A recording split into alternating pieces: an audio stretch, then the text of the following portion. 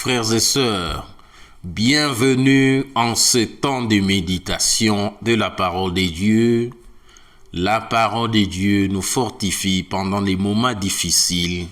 Si vous voulez connaître comment Dieu se révèle au travers de sa parole. Dieu se révèle encore au travers de la prière. Dieu se révèle au travers de la création.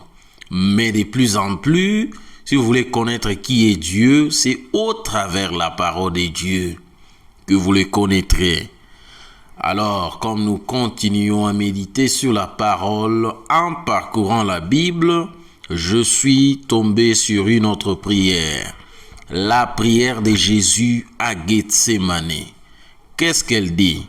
Nous ouvrons notre Bible dans les livres de Matthieu, les versets 37. Nous pouvons lire à partir du verset 36, c'est beaucoup plus mieux. La parole de Dieu dit: là-dessus, Jésus alla avec eux dans un lieu appelé Gethsémane. Et il dit aux disciples: asseyez-vous ici pendant que je m'éloignerai pour prier. Il prit avec lui Pierre et les deux fils de Zébédée, et il commença à éprouver de la tristesse et des angoisses. Verset 38. Il leur dit encore: mon âme est triste jusqu'à la mort. Restez ici et veillez avec moi. Puis, ayant fait quelques pas en avant, il se jeta sur sa face et pria ainsi: mon Père, s'il est possible que cette coupe s'éloigne de moi.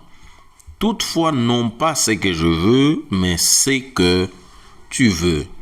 Jésus lui-même qui nous a enseigné de prier, lui qui a dit: quand vous prierez, vous diriez que ton règne vienne, que ta volonté soit faite sur la terre comme elle est faite au ciel. Alors, regarde la prière de Jésus, dit: si cela est possible, que cette coupe s'éloigne de moi, mais il revient. Toutefois, ce n'est pas ce que je veux, mais ce que tu veux. C'est-à-dire, les circonstances de la vie peuvent nous amener à faire des prières qui soient contraires à la volonté de Dieu. Voilà pourquoi il est toujours préférable de dire à la fin de notre prière que si cela est ta volonté, Éternel Dieu, aide-moi en ça. Parce que Jésus il a prié que si cela est possible, que cette coupe s'éloigne de moi. Mais il dit toutefois, ce n'est pas ce que je veux, mais ce que tu veux.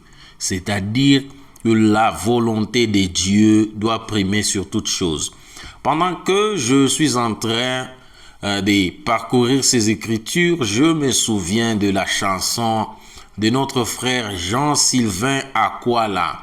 Il dit: quelquefois la volonté de Dieu est contraire à nos désirs, mais toutefois nous devons désirer sa volonté. Alors mon frère, que Dieu te bénisse. C'est une chanson très inspirante et voilà les preuves. C'est une chanson tirée de ces passages. Alors nous devons prier selon la volonté de Dieu en tout moment. Dans les moments de bonheur, dans les moments de tristesse, la volonté de Dieu doit primer sur toutes choses. Amen. Que Dieu vous bénisse. Seigneur, nous voici.